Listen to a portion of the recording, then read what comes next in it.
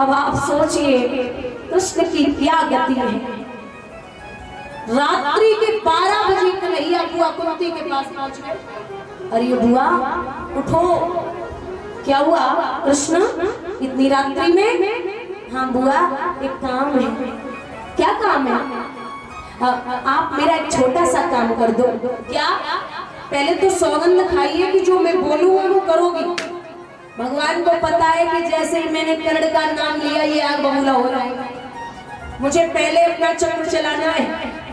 तो बोले बुआ आप छोटा सा काम है, कोई ज्यादा बड़ा नहीं, आप बस कर्ण के पास जाओ और जो 5 बाण है उनके पास वो बाण लेके हमें दे दो।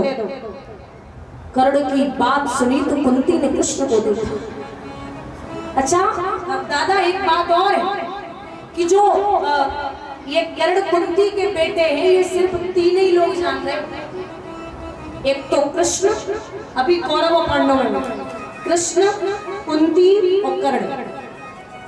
सबसे पहले भगवान ने ही कर्ण को बताया था कि तू कुंती का बेटा है। ये 3 ही लोग जानते थे, बाकी पांडवों में कोई भी नहीं जानता था कि कर्ण मेरा सगा भाई है। अब बुआ बोली कि नहीं कान्हा मैं नहीं जाऊंगी, आप कैसी बात करते हैं? जवाब दो बुआ, तुम्हें कर्ण की दिक्कत है, जाके साथ में तुम बचपन से अब तक ना रही बा को दर्द है रहे हो, और जो 24 घंटे आपके साथ रहता है उसकी कोई दिक्कत नहीं, जाओ बाण ले आओ। सो जैसे ही कहा कि बाण ले आओ, नहीं जाऊंगी, कभी नहीं जाऊंगी। एक बात और, ये जो बाण है परशुराम जी के दिए हुए, ये बाण बुजुर्गों ध्यान देना, परशुराम जी ने तब दिए थे जब ये कर्ण छुप करके परशुराम जी के यहाँ विद्या अध्ययन करते थे। और छुप करके क्यों? क्योंकि ये पितामह भीष्म ने कह रखा था कि मैं क्षत्रियों को विद्या अध्ययन नहीं कराऊंगा।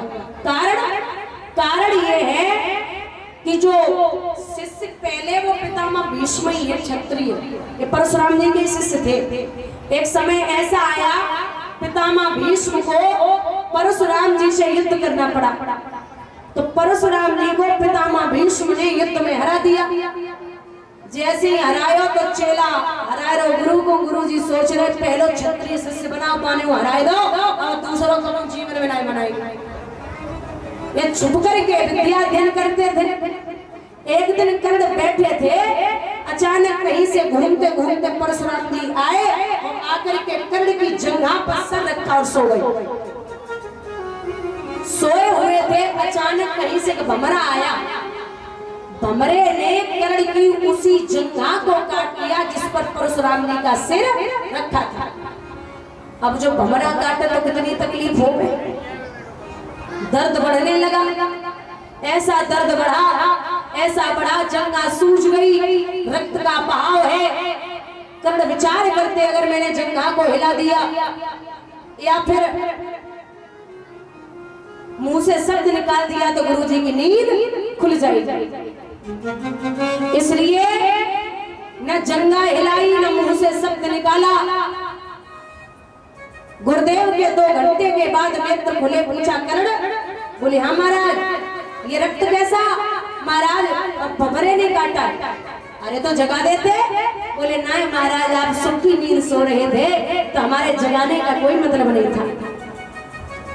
कर्ण को देख के परशुराम मुस्कुराए कि बोले गुस्सा नहीं करूंगा, सच बोलना, तू हमें का ब्राह्मण को बेटा नहीं लग रहा कौन है? कर्ण बोले नाथ माफ करना आप बड़े क्रोधी हैं, मैं क्षत्रिय हूँ, मतलब सूर्य पुत्र कर्ण। परशुराम जी मुस्कुराए और इतने प्रसन्न है, 5 बाण दिए और कहा जाओ जहाँ भी पूरे विश्व में कितना भी बड़ा योद्धा आपके सामने खड़ा हो जाएगा, आपके पास जब तक ये 5 बाण है आपकी हार कभी होने वाली नहीं है। वही बाण कृष्ण को पता है कि अगर बाण कर्ण के पास है तो अर्जुन जीवित नहीं बचेंगे। ब्रह्म मुहूर्त में 4 बजे बुआ कुंती को प्रवेश कर दिया, जाओ। जो कर्ण ने आंख खोली, सामने मां खड़ी, कर्ण बोले क्या बात है मैया, शरण वर्णन। आज कृष्ण की बुआ और अर्जुन की मैया हमारे दरवाजे पर कैसी आई? माँ हमें अच्छे से पता है कि तू बिना मतलब के आगे वाली नहीं। और राजनीतिक की यही कहीं घूम रहा होगा, बाकी भेजी गई हो ऐसे तो नहीं आओ। और ये सत्यता है, भगवान इतने चालाक है। जब भीष्म पितामह ने प्रतिज्ञा की थी ना कि कल अर्जुन मारे जाएंगे, तो पितामह की प्रतिज्ञा विफल नहीं होती। पितामह ने प्रतिज्ञा की, भगवान को पता चला तो रात्रि के 12-1 बजे सीधे द्रौपदी उठो उठो उठो। अच्छा, कभी कभी ऐसा होता है